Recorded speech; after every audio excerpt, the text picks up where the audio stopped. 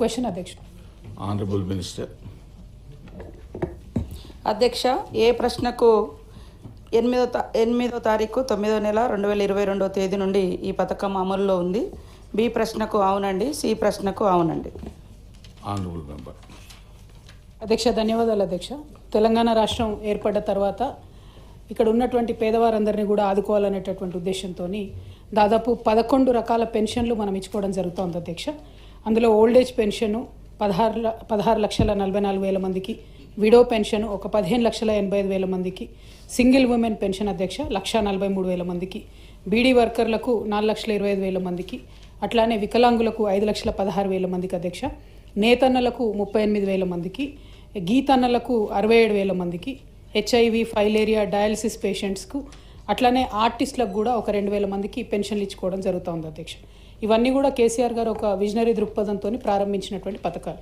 ఇవన్నీ కూడా దాదాపుగా ఒక వికలాంగులకు 4,000, ఆర్టిస్టులకు 3,000 కాకుండా మిగతా వారందరూ కూడా 2,000 రూపాయల పెన్షను కేసీఆర్ గారు ఉన్నప్పుడు తెలంగాణ రాష్ట్రం ఏర్పడిన తర్వాత ప్రారంభించుకున్నాం అధ్యక్ష.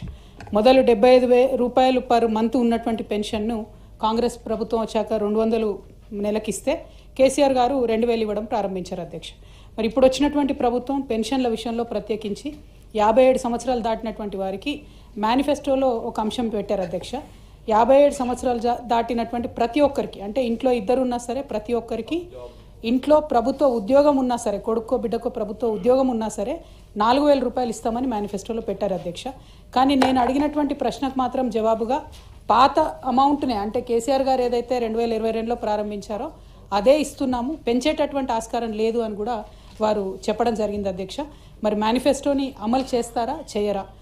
4,000 ఇప్పుడు 2,000 ఉన్నటువంటి పెన్షన్ని 4,000కు పెంచుతారా పెంచరా? ఈ 57 సంవత్సరాలు ఉన్నటువంటి వాళ్ళు కొత్తగా ఎంతమంది లిస్టులో యాడ్ అయ్యారు అన్నది ఒకటి అధ్యక్ష.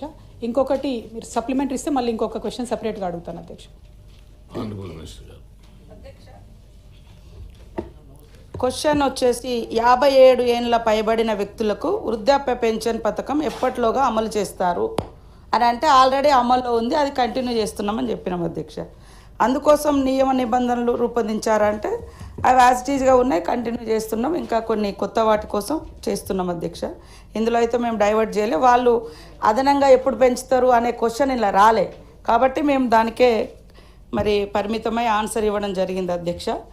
పెన్షన్ అనేది ఒక నిరంతర ప్రక్రియలాగా మరి అంటే ఆయా వర్గాలకు గతం నుంచి కూడా అది 15 రూపాయలు అనుకుంటా స్టార్ట్ అయింది పెన్షన్.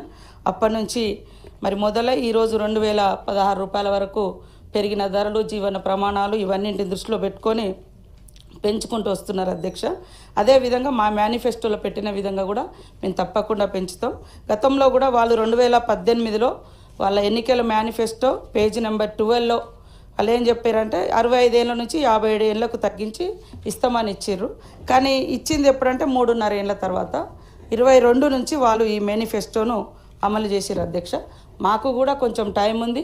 అదేవిధంగా తప్పకుండా మేము ఇచ్చిన మాట ప్రకారం పెంచుతాం. ఈ పెంచుతారా అనే క్వశ్చన్ రాలేదు ఇందులో. ఈ 57 ఏళ్ళది ఎప్పటి నుంచి అమలు చేస్తారన్నారు కాబట్టి ఆల్రెడీ అమల్లో ఉందని చెప్పడం జరిగింది. కాబట్టి మీ ఉద్దేశం ప్రకారం మేము ఇచ్చినటువంటి మేనిఫెస్టో తప్పకుండా త్వరలోనే అమలు చేసే బాధ్యత మాకుంది, చేస్తామని తెలియజేస్తూ ఇప్పటి వరకు కూడా వృద్ధులకు మేము వచ్చిన కాలంలో ఈ మధ్య కాలంలో 47,726 మందికి కొత్తగా పెన్షన్లు కూడా మంజూరు చేయడం జరిగింది అధ్యక్ష. కాబట్టి ఇంకా డీప్గా మా మేనిఫెస్టో గురించి కానీ వాళ్ళ మేనిఫెస్టో కానీ ఇవన్నీ డిస్కస్ చేద్దామంటే ఇంకొక ఫామ్లో వస్తే తప్పకుండా డిస్కస్ చేద్దాం. నేనేంటంటే ఆన్సర్ క్వశ్చన్ ఏదైతే ఉందో దానికే కన్ఫర్మ్ అయిపోయింది. స్పిరిట్ ఆఫ్ ద క్వశ్చన్ అర్థం చేసుకుంటారేమో అనుకున్నా అధ్యక్ష. అందులో 57 సంవత్సరాలు స్పెసిఫిక్ మేనిఫెస్టో ప్రామిస్ ఏంటంటే 57 సంవత్సరాలు ఇంట్లో ఇద్దరు ఉంటే ఇద్దరికి ఇస్తాం, ప్రభుత్వ ఉద్యోగం ఉన్న పిల్లలు ఉన్నా కూడా ఇస్తాం అనేటటువంటిది స్పెసిఫిక్ ఇది అధ్యక్ష. అందుకనే 57 సంవత్సరాలు వచ్చిన వాళ్ళని ఎంతమందిని యాడ్ చేశారు అన్నటువంటిది ఒక క్వశ్చన్. అది కాకుండా మామూలుగా ఇది కన్సర్న్తో చెప్తున్నటువంటి విషయం అధ్యక్ష. గ్రామాల్లో విడోస్ ఎవరైతే భర్త చనిపోయినటువంటి వాళ్ళు ఎవరైతే ఉంటారో వారిని ఇమీడియట్గా అప్డేట్ చేయడం అన్నది జరుగుతలేదు అధ్యక్ష.